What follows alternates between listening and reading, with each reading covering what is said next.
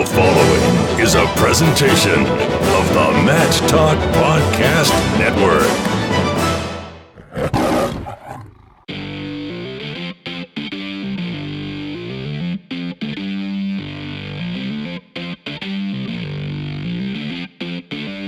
It's time for the ODU Wrestling Monarch Mattcast, a show dedicated to all things related to the Old Dominion Wrestling program, on the web at monarchmattcast.com.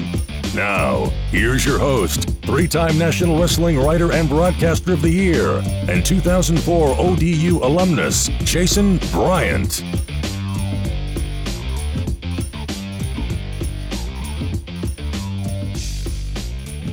Episode 45 of the Monarch Wrestling Mattcast. Jason Bryant here with you with our guest this morning as we record on November 20th, 2017. Recent inductee into the ODU Sports Hall of Fame, Jeff Rusak.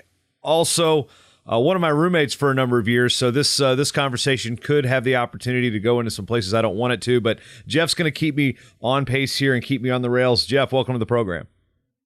Thanks for having me. Let's just get right to it. You're from Reading, Pennsylvania, and you were known in high school for having the ugliest wrestling singlets on the planet. Let's just talk about how hideous these things were. All right, that's a good way to start. So, my former roommate, Chad Filson, who was a freshman with us at Old Dominion, he's like, I remember you. You were in the finals. You had the worst singlet I remember. You know, it stuck out. It was a thick blue cotton high-cut singlet with a big M on the chest, yellow gold M on the chest. So, hey, at least he remembered it. So, you know, at least that was going for me. Yeah, and to talk about that, when you came in Old Dominion, you and I both graduated high school in 1997, came in as part of that 97-98 class. You did. I was just there. I wasn't a part of any class by any means, but we met real quick because one of my high school teammates was on the team, Brad Fitzpatrick, and he ended up, his injuries, ended his career a little early, but. Between him, we had Aaron Sargent, we had Chad Filson, back when Chad had hair. I mean, let's just talk about when you first came to Old Dominion and you saw who was around you and what the school was like. School back then, much different. You know, I believe we had 13 freshmen come in with me that year. You know, we had a bunch of, good standouts from other states and everything, but, injuries, grades, kind of a little bit of everything, life got in the way. And I think we only graduated probably 3, I think, that survived that 13 when I graduated in 2002. So, but back then, Old Dominion was a lot different. Apparently, we have football now. So, but campus was a lot emptier. Old Hampton Boulevard was the old bars, and Constant Center was still kind of in the works. So, well, to be fair, the Constant Center had been in the works since like '95. So, or not, it should have been done in '95, I believe. Yes. Yeah, but that was in the works. I got to see the construction start before I graduated. So it's good to see everything they've done there. It looks, every year you go, it's completely different. So they've done a great job with it. And you say that even living locally as you're a Virginia Beach firefighter. I go back once a year, and I'm like, well, when did this get here? Wait, what? At least a few things still remain. Most of the houses that we lived in still are there. But let's backtrack a little bit, because in your speech at the Hall of Fame weekend that Saturday morning, prior to the football win over Charlotte, you had mentioned that your coach in high school, Peter Horst, was an All-American at Old Dominion and a member of the ODU Hall of Fame. So talk about the recruitment process and when Division I wrestling became an option. What's wrestling like in Pennsylvania? What really were your goals, going through your senior year, like about going to college? I started wrestling, probably 7, 8 years old. So really got into it probably 10, 11. And, my parents put me in it to keep me busy. So try to wear me down. It never worked.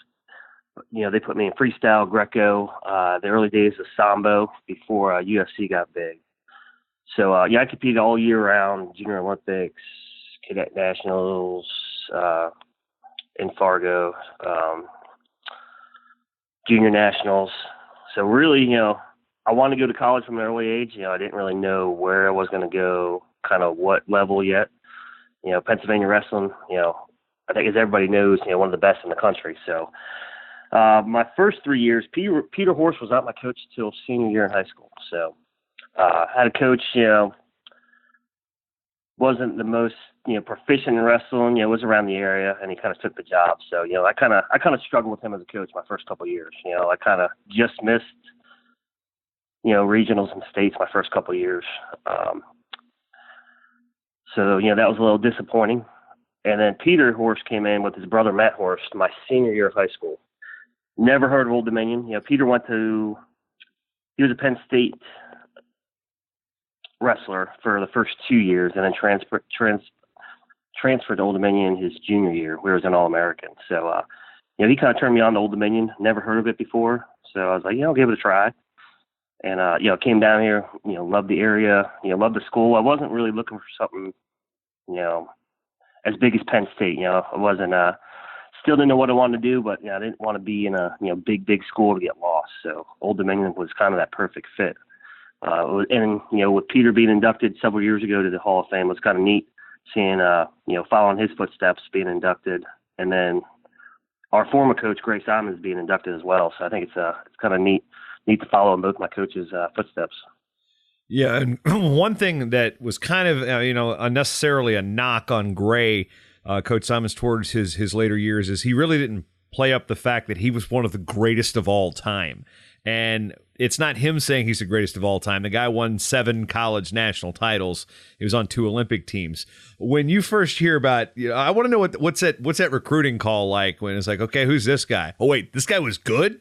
Yeah, I think I've heard the name growing up, but being in Pennsylvania, I probably didn't hear it as much as I probably should have. But, I think with Gray and he's not he's of a short stature and everything, he's not considered, he's not that aggressive, thick cauliflower looking guy, short, very soft spoken, and it's intimidating. I watched film of him back in college, and, even in slow-mo, the guy looks like he's going in, fast forward. The guy was amazing. Any different position you want to be in, he's like, here, try this.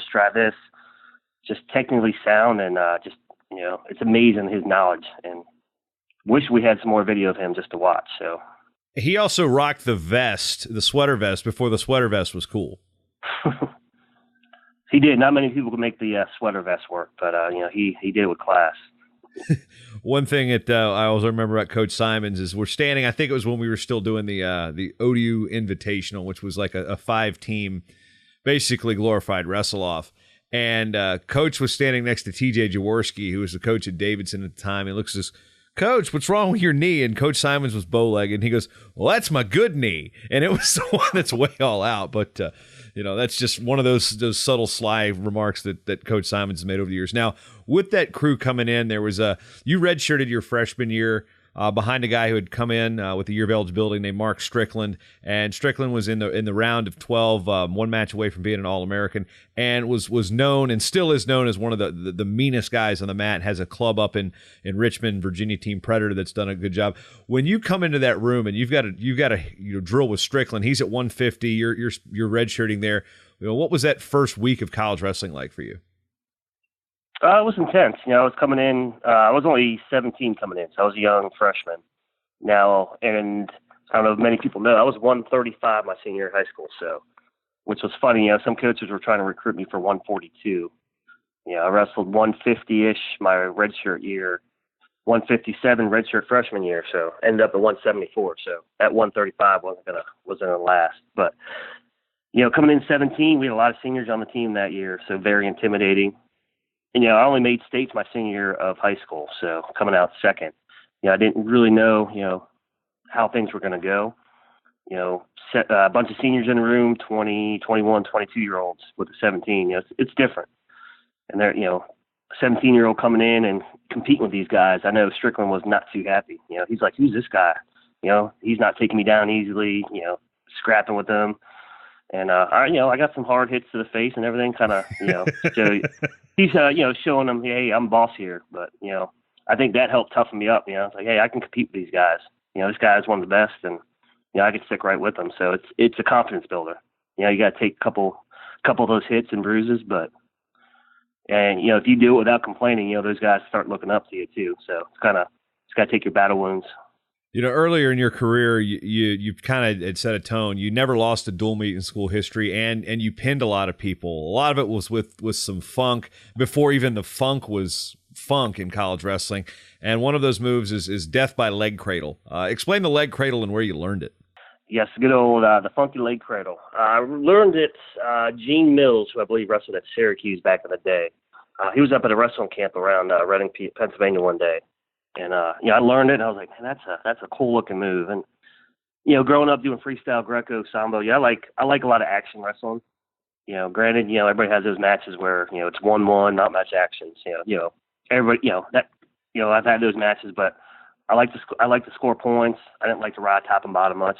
And, I love pinning guys, it made it exciting. So that leg cradle, I think was just a fun move, let a guy in your leg. And a lot of times the referee would kind of look at me, look at the position, and he probably waited a few seconds before, oh yeah, maybe that is a pin combination. So, another one I learned was the good old step over, guy coming in on a single, trapping the arm. I actually got caught in that from a guy from University of Virginia one year, and picked that up quick because I didn't like it. So, well, I remember the first time I saw it. It was again at the ODU Invitational. I think you're a wrestling guy from Howard, and you hit the leg cradle, and the fans and some of the parents were like, "Whoa!" And then you hear a dad go, "Son, that's a leg cradle," and it was just one of those things. And now when you know it's coming, you know what to avoid. But if you're a guy that people, the big programs weren't saying, okay, Old Dominion, they're looking, okay, not worried about that. And then, oh wait,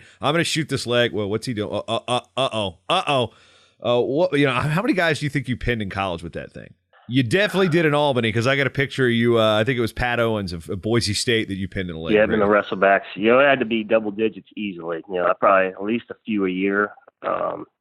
My most. The one I remember the most was probably being down to Missouri, going in the third period and pinning John Kopniski in the leg cradle at Cox High School when Missouri was down right before the Virginia duels my senior year.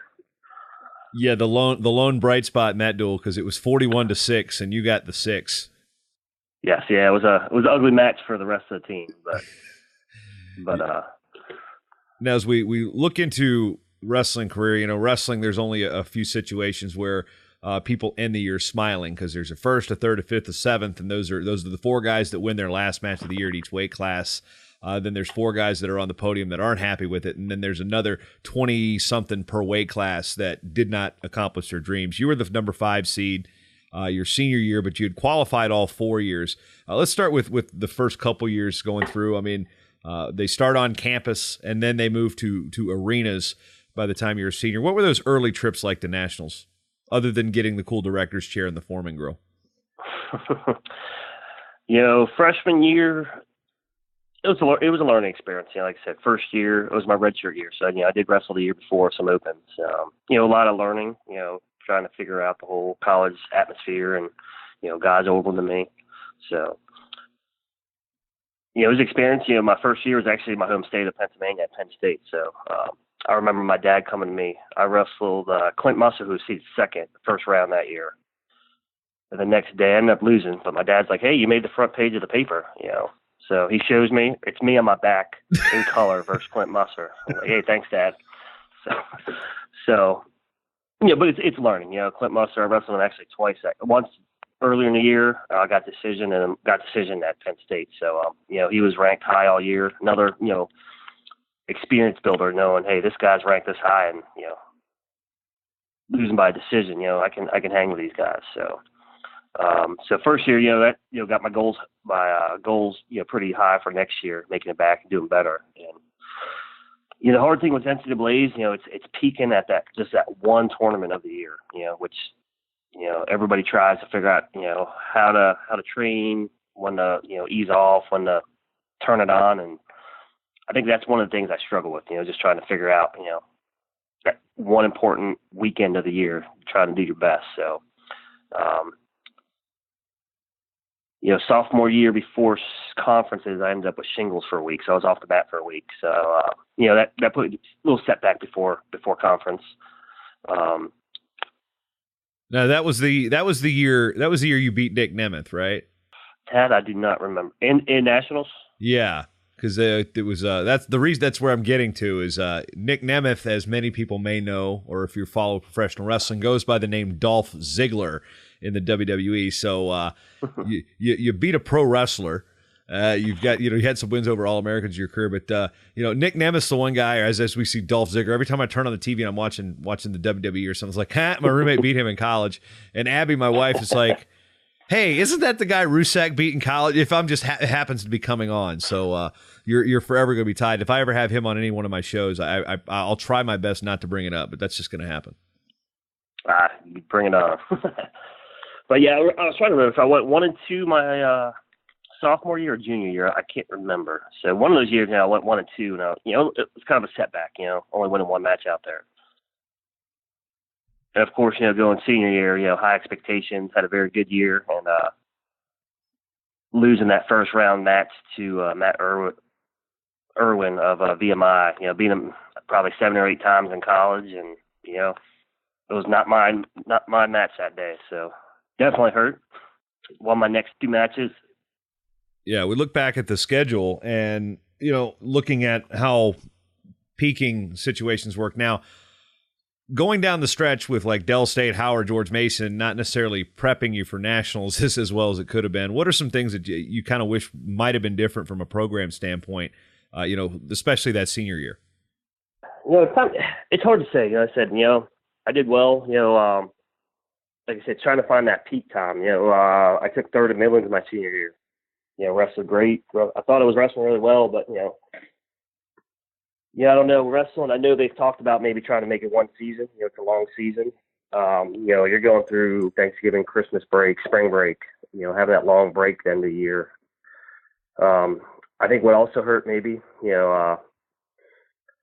senior year, I think I was the only one that made it from Old Dominion, and it's a little lonely going by yourself, I have to say. I had, friends from other schools there, somebody to train with, but I don't think it's the same as, bringing some other teammates along, kind of, pump you up a little bit. So.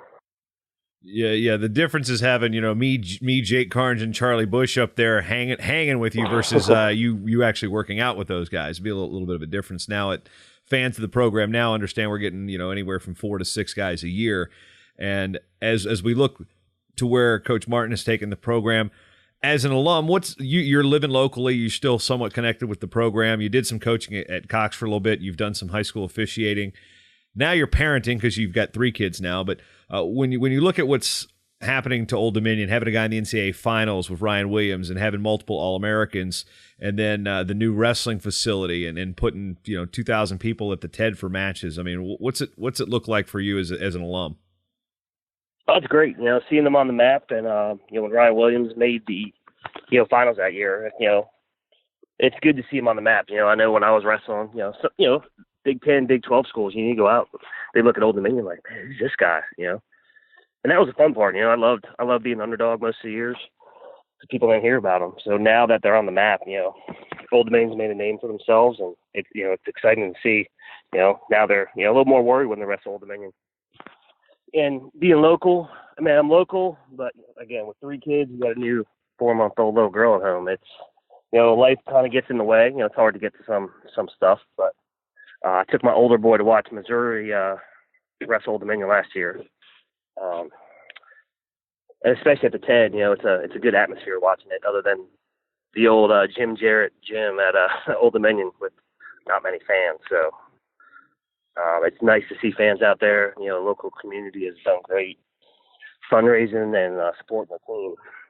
Yeah, the days of wrestling dual meets against Campbell with the Hapkido class going on in the background at the field house. I remember that we got bumped to the Jarrett building, which was then simply known as the Athletic Administration building, because of, I think, intramural karate or something for the field house. The good old days, yeah. As we move forward, you were featured in the Virginia Pilot, a story by Harry Minium, who, believe it or not, many people don't know, was actually on the wrestling team at Old Dominion when he was a student. Harry wrote about your trips to Puerto Rico, and we're not talking about Charlie's wedding. We're talking about your job as a Virginia Beach firefighter. Explain how that whole scenario for people who may not have read the story, that you and some people from Virginia Beach were down there helping with the hurricane cleanup, and then all of a sudden here comes another hurricane. Yes, I got in the fire department. I actually graduated from Old Dominion with a degree in computer science. So, it's a clear path to see how I got to firefighting, as you can see. But yeah, and you had time as a wrestling coach at the apprentice school before that too. yeah. I did a year at Old Dominion as assistant wrestling coach with Danny Kelly, who was a former graduate as well, and 3 years as head coach at apprentice school. But doing computer work and the cubicle life, I was like, you know what? Like, man, this is not what I want to do my whole life. So, And let me interrupt I learned from wrestling. to give you some context, those understanding. So at the time, I'm in probably year 6 of my 7-year college career. We're living at a house on the corner of 42nd and Bowden's Ferry. It's still there, catty corner from Gedham. And the rest of us are still either in college or brothers or of people who are in college. It was basically a rotating roommate list. I think there were 27 different people that lived in that house, not counting people that lived on the couch. But the house with a big 12 on top. Yep. So Jeff was the one guy in the house that had graduated and had a real job. So Jeff comes in. He's the first one to buy a new car. He gets a Pontiac Vibe. He comes in and. But 3 weeks into it, he goes, "Oh, hey Jeff, how was Initech?" And we knew right then and there the shipyard job was probably going to be short lived. But okay, so you go there. And Initech is the Office Space reference. So it's definitely was not what I wanted to do. I didn't see myself sitting in an office, and I like to be active, and so I started looking at jobs. Police department, fire department. Kind of things that keep me active. Wrestling again. Very active lifestyle. And so, I took some EMT classes and, loved it. So, saw, a few local departments hiring around Virginia Beach. We have Virginia Beach, Norfolk, Newport News hiring for fire department. I was like, you know what? I want to try to do that. So, started with Newport News, Virginia, Newport News Fire Department for 4 years and currently about 6 years in Virginia Beach Fire Department. But, a lot of stuff I learned from wrestling, intensity, the dedication, teamwork, that's a lot of the same things I still deal with. I work with a great crew at the station, everybody very active, likes to push each other, and we are competitive, and, it's just a great fit. But Virginia Beach Fire Department hosts one of the 28 national FEMA urban search and rescue teams in the country. So we have the Virginia Task Force 2 team based out of Virginia Beach. And they started back the first main deployment was probably the Oklahoma City bombing, but after that they knew they needed teams to respond to these kind of natural disasters. A lot of search and rescue, collapsed buildings, bombings, earthquakes, heavy rescue stuff, and a lot of different components on the team. We have a heavy rescue, hazardous materials. We have a search team with canines. I do medical component. So. And with the hurricanes being very active the last couple of years, we've actually started doing a lot of hurricanes. So Katrina being one of the biggest ones. But I responded. Our team got deployed to Puerto Rico for Hurricane Irma, and they rode out the storm on Puerto Rico, and they responded more to St. Thomas and St. John of the U.S. Virgin Islands. And I was one of the. We responded about another 15 people to help our first team. So we were a little bit later in the deployment.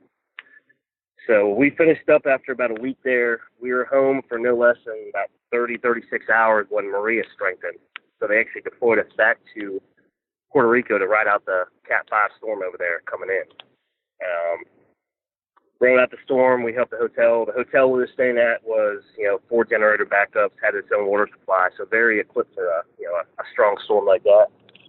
And then, what we do over there, we kind of go with the local government, the local search and rescue teams, but we got to start going around the island when we're assigned and checking out little developments. A lot of flooding, a lot of power outage, which is still a big problem over there. But we search for anybody trapped, injured, anybody missing.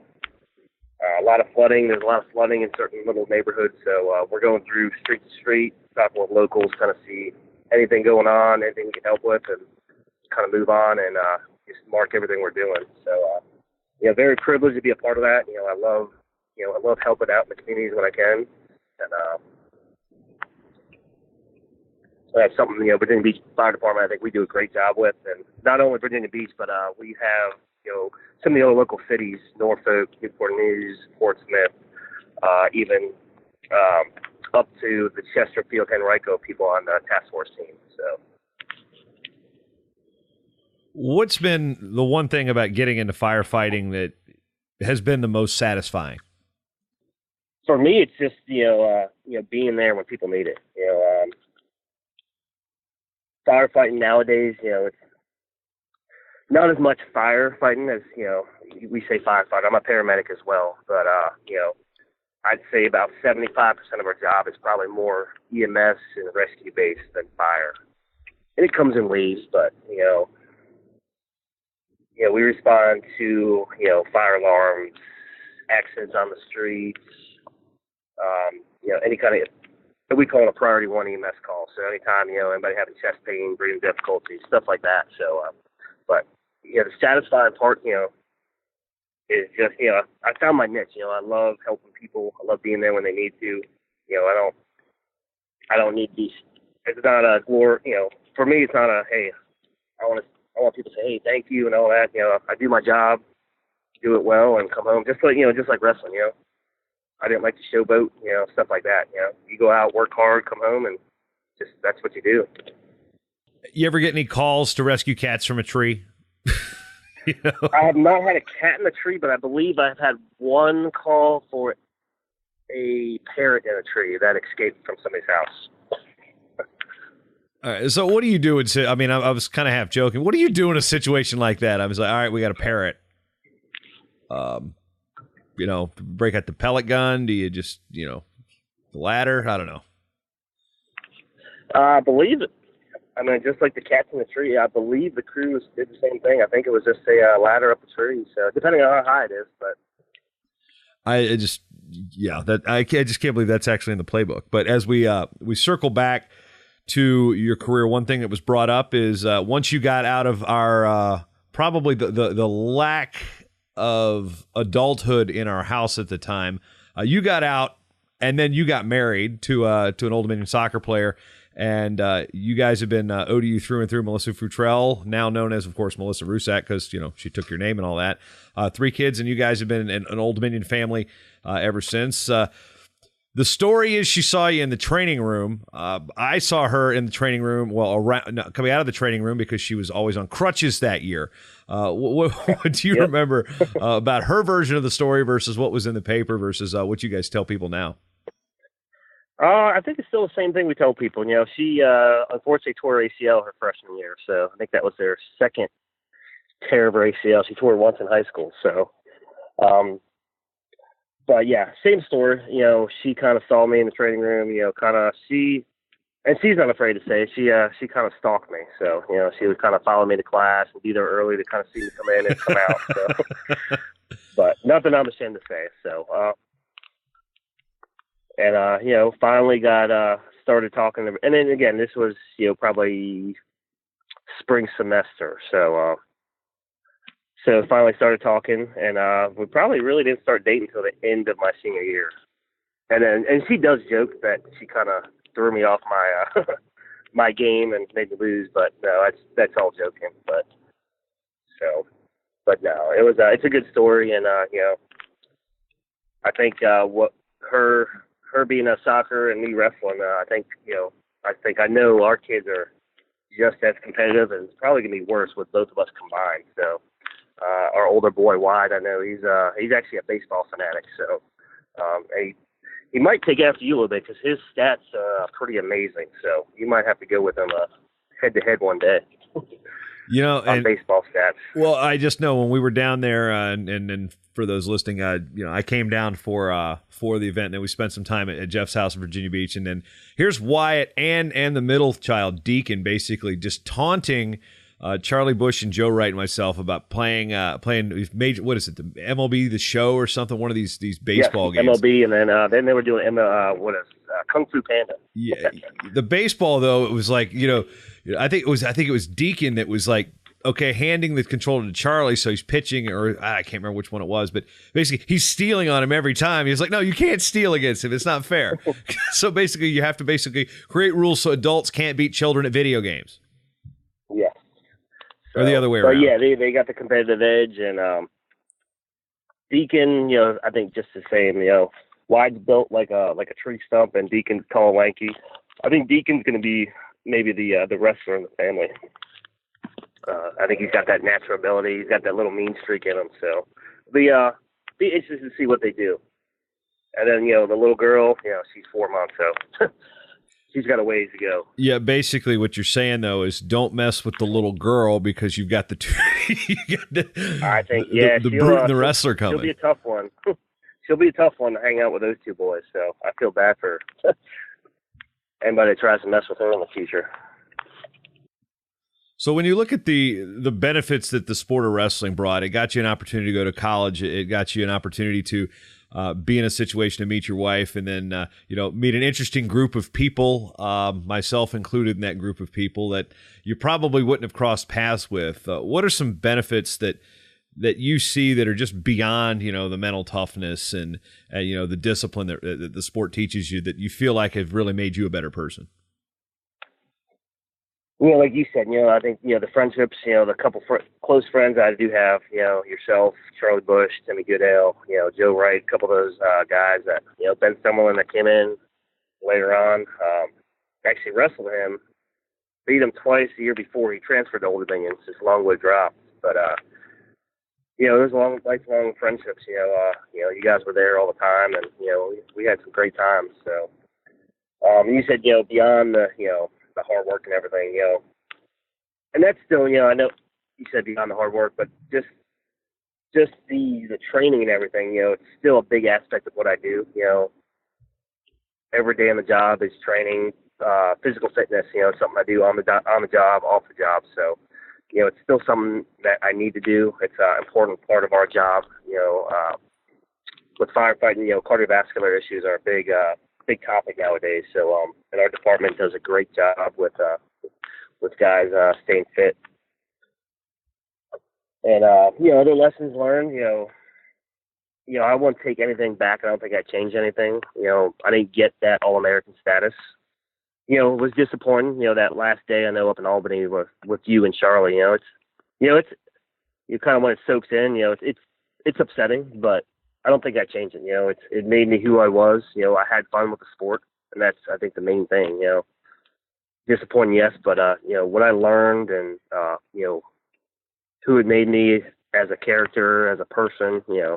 I think it's still helping me today. So, like I said, I won't change anything. I think everything. We all have a plan in our life. I met Melissa there, and my other choice was actually Boston U. So, I couldn't see myself going somewhere different. It'd be a totally different story, and I don't think it was meant to be anyway. So.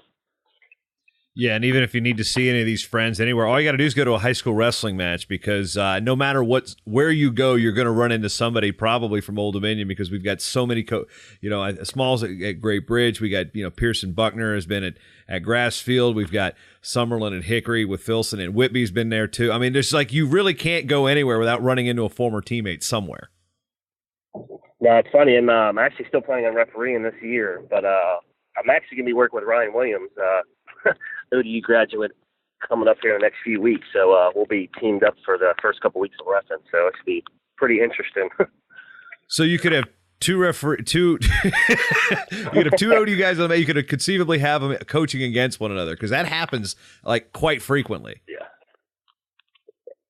And it's also neat. I think but we have a couple ODU grads in the fire department with Virginia Beach, as Chris Buckner, you mentioned, just got in the department in the last year and a half. And Mike Davis, who's also on the team. Wow, haven't heard his name in a while. Yes, Mike Davis, and then Jake Forcier was on the team for a little bit before he transferred out. Yep. So we actually have 4 guys that actually wrestled at ODU on Virginia Beach Fire Department. Well, Jake not only was at ODU, he was also at a rival high school of mine at TAB, and then part of the wrestling club PWA. So that's a family I've known for a while. So wow, we got I don't think any other departments want to go takedowns with that particular department though.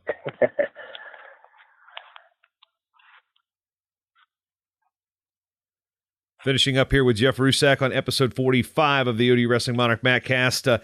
Jeff, what's the last thing you want to say to maybe those out there that really cared about the non-revenue sports. They care about all the programs as a whole. To see the school look at who goes into these things. It was, at your induction, Medina Dixon, of course, the Olympian in basketball led the Lady Monarchs to a national championship, but there was, divers, sailors, soccer players, wrestlers. I mean, those have really been kind of the driving force behind the ODU Sports Hall of Fame. What's it mean to be recognized with those other athletes and be able to hear their stories as well?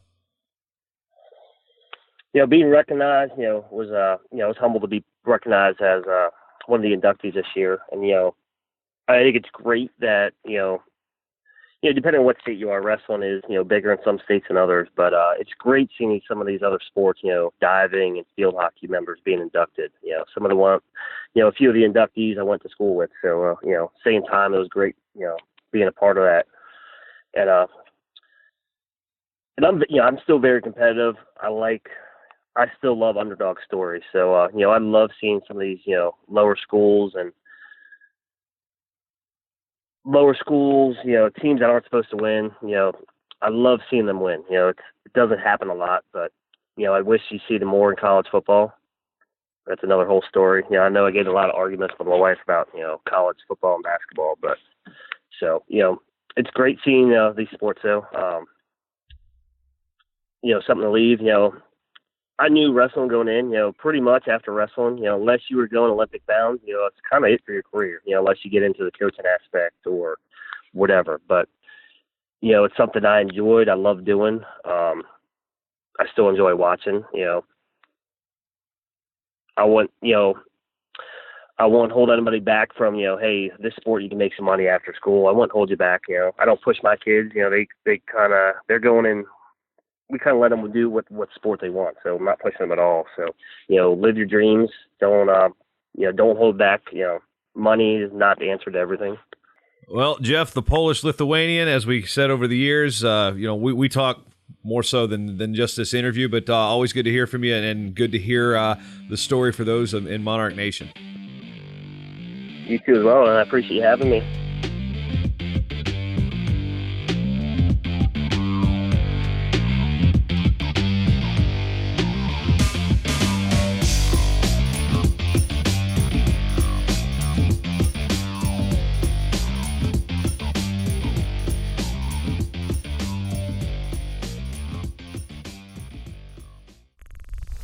Show is part of the Matt Talk Podcast Network. For more wrestling podcasts, head over to MattTalkOnline.com.